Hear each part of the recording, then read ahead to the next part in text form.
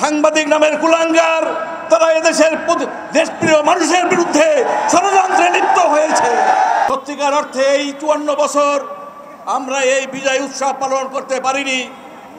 এই বিজয় উৎসব পালনের জন্য আমাদের শীর্ষ নেতৃবৃন্দকে আত্মত্যাগ করতে হয়েছে, হাজার হাজার শিবির জামাতের কর্মীদেরকে আত্মত্যাগ করতে হয়েছে, রক্ত দিতে হয়েছে।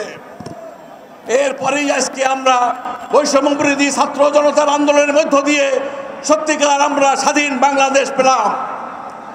সেই স্বাধীন বাংলাদেশ পাওয়ার সাথে সাথে ওই ব্রাহ্মণ্যবাদী শাসক গোষ্ঠী যারা প্রতিবেশী দেশে আছেন, তারা আমাদের বিরুদ্ধে ষড়যন্ত্রে লিপ্ত হয়েছে।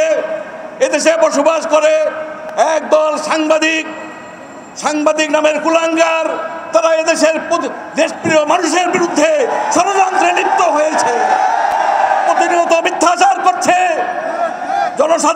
জনগণকে দেশপ্রেমিক জনগণকে আহ্বান জানাতে চাই, যেখানেই তাদেরকে পাবেন প্রতিরোধ করে তুলবেন, তারা যেন মিথ্যা সংবাদ পরিবেশন করতে না পারে।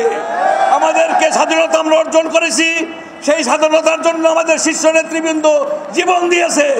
বাকি স্বাধীনতা রক্ষা করার জন্য আমাদেরকে জীবন দিতে হলেও আমরা জীবন দিয়ে এই দেশের স্বাধীনতা রক্ষা করবো ইনশাআল্লাহ। আপনাদের সবাইকে ধন্যবাদ।